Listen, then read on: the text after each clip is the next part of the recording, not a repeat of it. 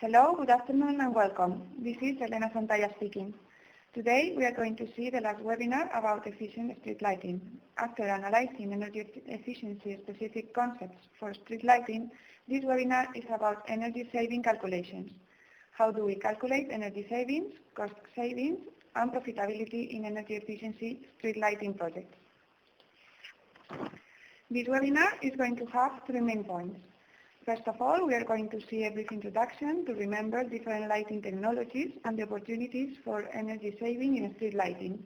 Second, we are going to describe the methodology to quantify energy saving measures. And finally, we are going to study an actual case following the energy saving calculations from the beginning to the final results. As we saw last week, there are different street lighting technologies.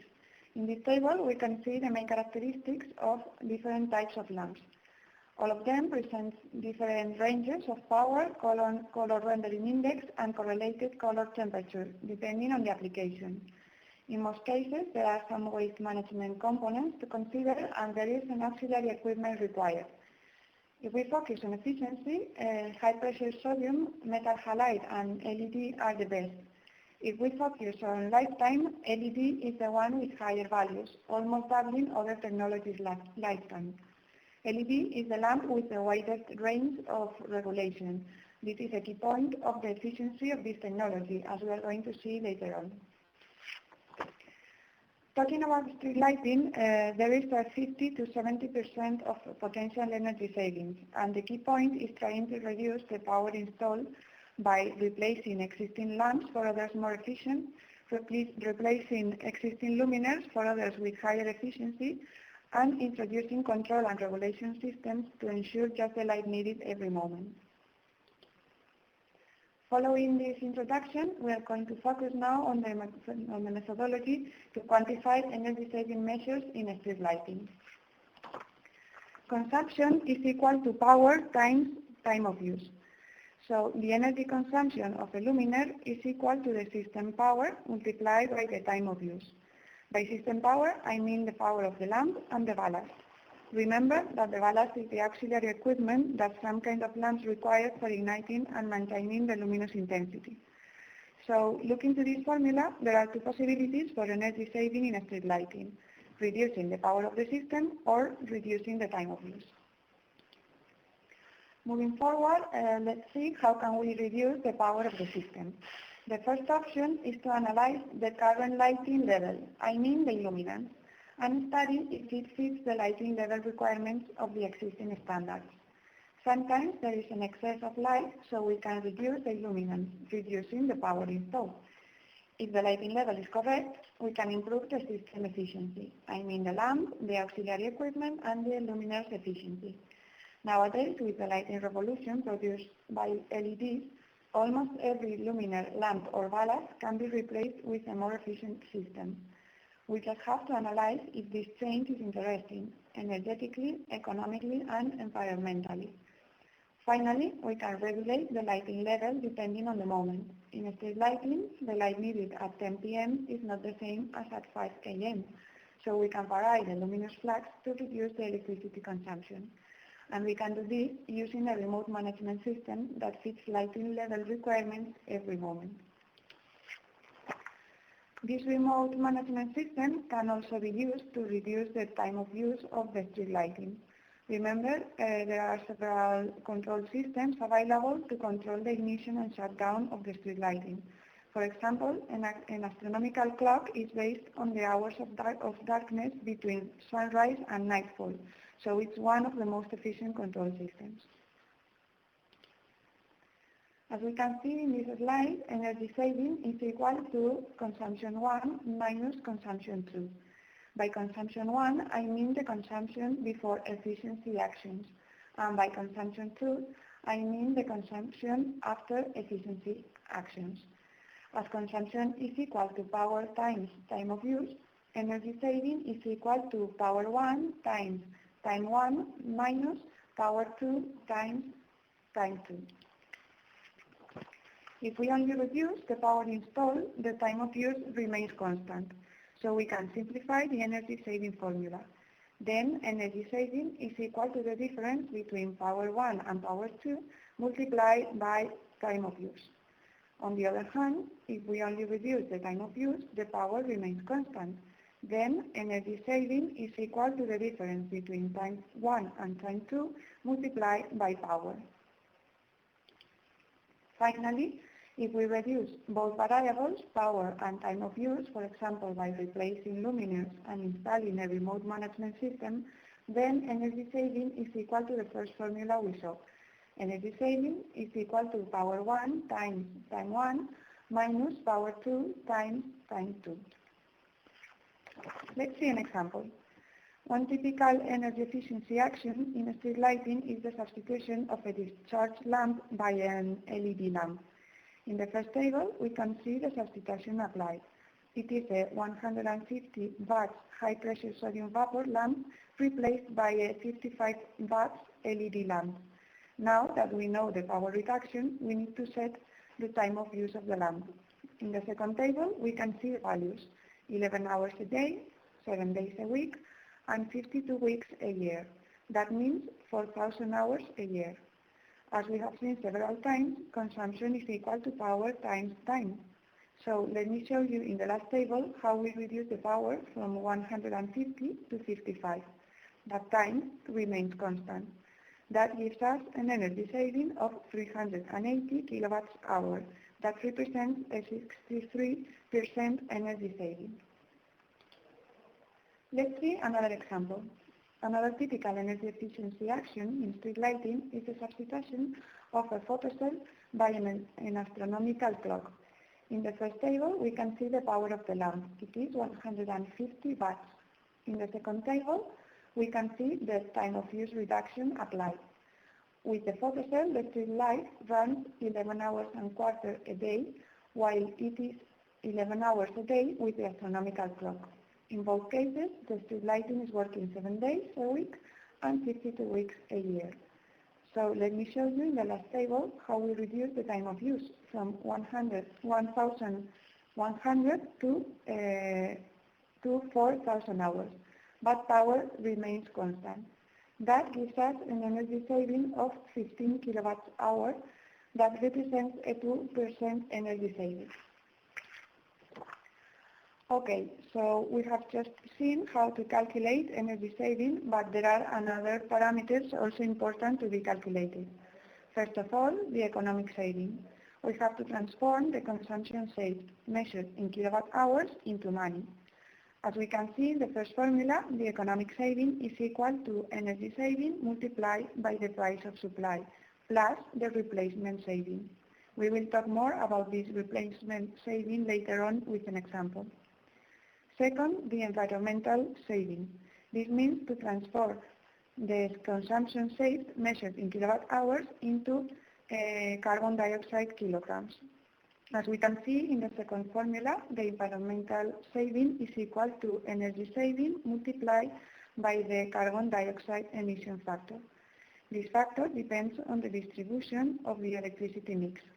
For example, in Spain, there is a great contribution of renewable energies to electricity mix, so this factor is lower than in other countries with less renewable energies contribution. Another important parameter to take into account is the investment needed to achieve the energy efficiency measures. Total investment is equal to equipment cost plus installation cost. And finally, we cannot forget a critical parameter to check the profitability of the project. These parameters can be calculated as a simple payback period, which is equal to total investment divided by economic saving. Now let me explain you how to calculate the replacement saving we have just seen in the last slide when talking about the calculation of economic saving. Depending on the lifetime of the technology installed, we will have a replacement cost. The difference between the replacement cost before and after the efficiency actions is the replacement saving. This is an extra saving to be added up to energy saving, and that is one of the key points of LED technology because it doubles other technologies' lifetime. Let's see an example. Imagine we are replacing 10 discharge lamps with 18 100,000 hours lifetime by 10 LED luminaires with 100,000 hours lifetime. If we assume a time of use of 4,000 hours a year, that means that the discharge lamps last 4.5 years and the LED luminaires last 25 years. Also, the discharge lamp costs 30 euros and the LED luminaire costs 180 euros. The annual replacement cost is 155 euros for the discharge lamp and 88 euros for the LED luminaire. That gives us a 43% replacement saving to be added up to energy saving. And what happens if we are an energy service company? We can fix the duration of the contract considering lamp's lifetime. Let's continue with the last example. As the LED luminaire presents a duration of 25 years, if we consider the duration of the energy performance contract of 15 years, we don't have to do any replacement, with a subsequent cost saving. That represents a 100% replacement saving. In this example, means 2,100 euros. Moving forward, let's see a case study following the energy saving calculations from the beginning to the final result.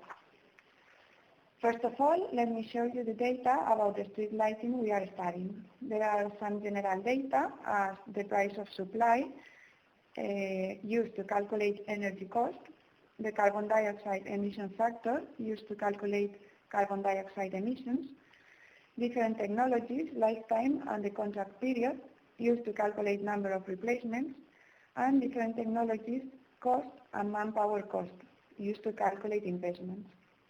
And of course, we need the street lighting inventory. In the last table, you can see a typical data gathering table. It includes all the characteristics of the street lighting. I mean the type of road, some geometric aspects as road width, luminaire disposal, spacing between them and luminaire height. We will use this data to simulate lighting levels of the proposed solution. We will talk more about this later on. The number and type of luminaires and lamps, including lamp power and auxiliary equipment if available, the time of use, and regulation system if available.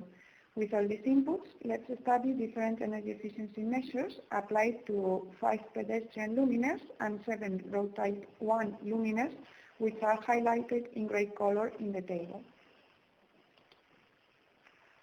Let's focus now on the 5 pedestrian luminaires with 150 watts high-pressure sodium vapor lamp and electromagnetic ballast, working 4,300 hours a year.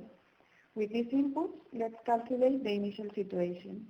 Consumption is equal to power times time of use. System power is equal to number of luminaires multiplied by the lamp power plus the ballast power. Ballast power is 11% of the lamp power, as we have seen in the input slide. So if we multiply system power by time of use, we get the initial consumption. In this case, it's 3,580 kilowatt hours a year.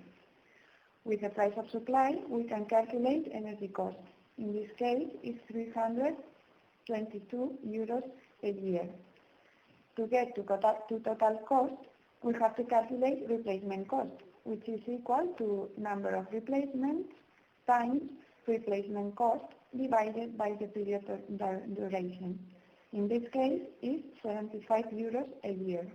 The number of replacements in period duration is equal to the period duration multiplied by times of use divided by lifetime.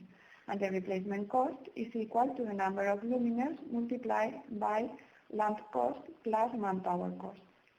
So, initial total cost is equal to energy cost plus replacement cost. In this case, it's 397 euros a year.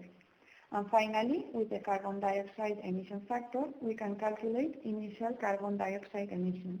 In this case, it's 1,217 carbon dioxide kilograms a year. As we have seen before, first of all, we have to check if the current lighting level fits the requirements. We can do this by measuring the illuminance with a luxometer. There is a methodology to make these measurements based on a grid of points between lamps, as you can see in the picture. We measure the illuminance in the grid points and then calculate the average. Once we have the average measured illuminance, we compare it with the one recommended by standards. In this case, actual illuminance is adequate, so we will maintain it. But sometimes the road is overlighted, so we can reduce lighting level with the subsequent energy saving. Once we know the current situation, we have to propose a solution. We can choose about lamp substitution or luminaire substitution. If we think about lamp replacement, this is a cheaper solution, and it is recommended when the actual luminaire is efficient. But in general, if we are installing LED, it is better to choose a luminaire replacement. As we said before, LED technology has to dissipate the heat, so an LED board has to be mounted in a proper luminaire. Otherwise, the system performance becomes lower. In this case, we choose to replace the current luminaires by 5 LED pedestrian luminaires with 20 watts LED lamp, working 4,300 hours a year. With these inputs, let's calculate the final situation.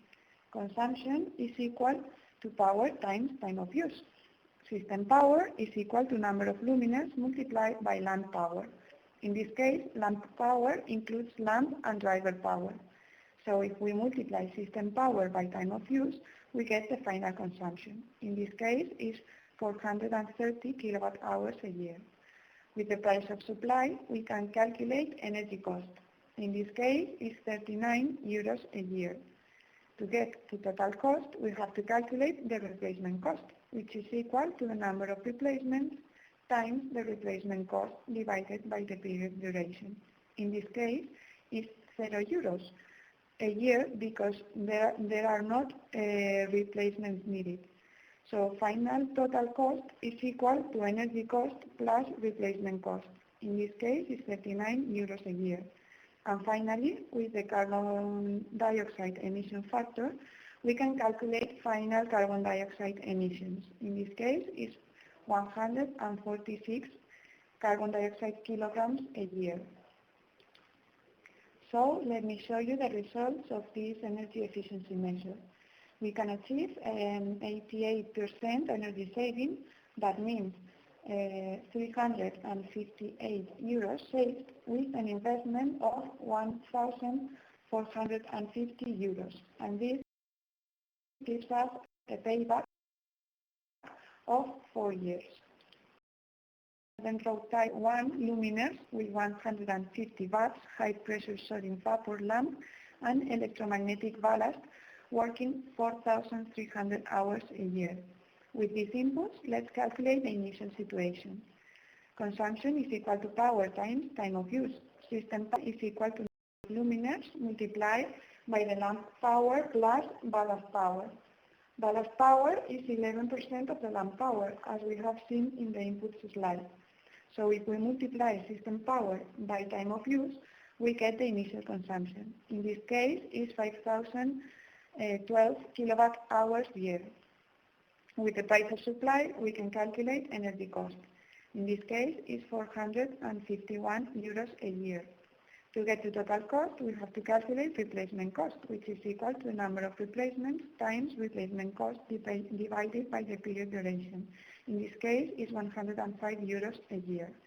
So initial total cost is equal to energy cost plus replacement cost. In this case, it's 556 euros a year. And finally, with the carbon dioxide emission factor, we can calculate initial carbon dioxide emissions. In this case, is 1,704 carbon dioxide kilograms a year. As we have seen before, first of all, we have to check if the current lighting level fits the requirements. In this case, the road is overlighted, so we can reduce lighting level with the subsequent energy saving. Let me show you how can we choose the power of the final lamp. There are some software that simulate the solution and calculate its lighting level. The input for this kind of software are the geometry of the road, I mean how wide it is, and the composition, if there are two lanes and two sidewalks or even a cycle path, the distribution of the luminaires, I mean if they are all in the same size or distributed in both sides, and of course the type of luminaire, how tall it is, and the type of lamp. With all these inputs, the software calculates the lighting level achieved with this solution, so we can check if it fits the requirements or not. In the left side of the slide, we can see the results of the simulation with a 25 watt LED luminaire, and we can see that we don't fit the requirements as the illuminance is lower than 15 luxes.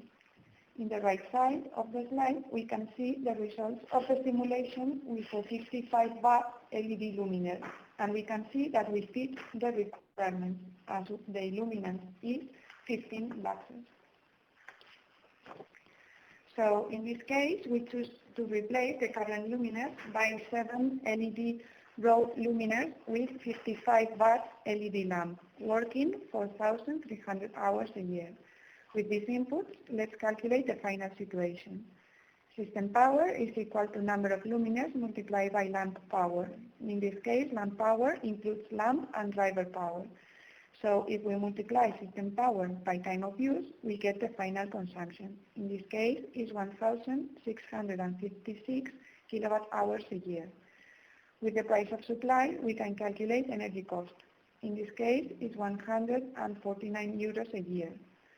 To get to total cost, we have to calculate replacement cost, which is equal to the number of replacements times replacement cost divided by the period duration. In this case, is 0 euros a year because the number of replacement is 0.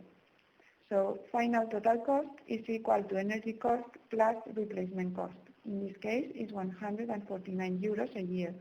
And finally, with the carbon dioxide emission factor, we can calculate final carbon dioxide emissions. In this case, is 563 carbon dioxide kilograms a year. So let me show you the results of this energy efficiency measure. We can achieve a 67% energy saving, that means 407 euros saved, with an investment of 2,380 euros, and this gives us a payback of 5.8 years. Now let's study another energy efficiency measure. Let's install electronic ballasts in the 150 watt high pressure sodium vapor lamps that allows us the regulation of the lighting level during the night. As we can see in the picture, this is the typical electronic ballast regulation curve. The most common is to consider a standard time reduction based on regulation steps. In this case, it's 35% reduction. Once we switch on the light point, the electronic ballast calculates the middle point between ignition and shutdown and establishes the regulation 3 hours and a quarter before the middle point. From this moment, the electronic ballast sets the lamp's power at 70% of their nominal power, till when there are 2 hours and 3 quarters to the middle point, when the lamp's power is 50%. Then, when 5 hours from the middle point are passed, the lamp power becomes 70%, and 1 hour later gets the 100%. In this case, we are installing electronic ballast in the current luminaires with 150 watts high pressure sodium vapor lamp working 4,300 hours a year. With these inputs, let's calculate the final situation. System power is equal to number of luminaires multiplied by lamp power plus ballast power. So if we multiply system power by time of use, we get the final consumption. In this case, is 3,258 kilowatt hours a year. With the price of supply, we can calculate energy cost. In this case, is 293 euros a year. To get to total cost, we have to calculate replacement cost, which is equal to the number of replacements times replacement cost, divided by the period duration. In this case, is 53 euros a year. So final cost is equal to energy cost plus replacement cost. in this case, is 346 euros a year. And finally, with the carbon dioxide emission factor, we can calculate final carbon dioxide emissions. In this case, is 1,108 carbon dioxide kilograms a year. So let me show you the results of this energy efficiency measure. We can achieve a 35% energy saving. That means 210 euros saved with an investment of 560 euros. This gives us a payback of 2.7 years. As we have seen that both actions regarding road luminaires are interesting, we can combine them. I mean, we can replace the current luminaires by 7 LED road luminaires with 55 watt LED lamps, and also install a management system to regulate the luminous flux. In the table of the picture, we can see the results of each action separately, and in the last column, we have the results for both actions. Be careful because global saving is lower than the addition of unitary savings. There are cross effects between both measures, so we cannot add savings. We have to calculate it again. So final consumption is equal to number of luminaires multiplied by system power and multiplied by 1 minus 35% time of use. Finally, we can calculate the global result regarding actions on road luminaires and pedestrian luminaires. In the table of the picture, we can see the results of each action separately, and in the last column, we have the results for both actions. In this case, global saving is the addition of unitary savings. There are not cross effects between both measures because they apply to different lamps. To sum up, let me explain you some economic considerations. Most electric markets consider two different costs: a fixed cost related to contracted power and a variable cost related to energy consumption. With energy efficiency measures like the ones seen before, we only reduce the variable item. That is why we have to consider the variable item as the price of supply. In this example, is 10 cents of euro per kilowatt hour. But if the power installed is going to be significantly reduced, we can also reduce the contracted power and achieve larger economic savings. In the example of the table, we can see that we can reduce the contracted power to 18 kilowatts. So our price of supply becomes 0.11 instead of 0.10. And the more expensive the electricity is, the larger economic savings we achieve. And that's all. I have finished my presentation. Thank you for your attention. And if you have any questions, I will be pleased to answer it.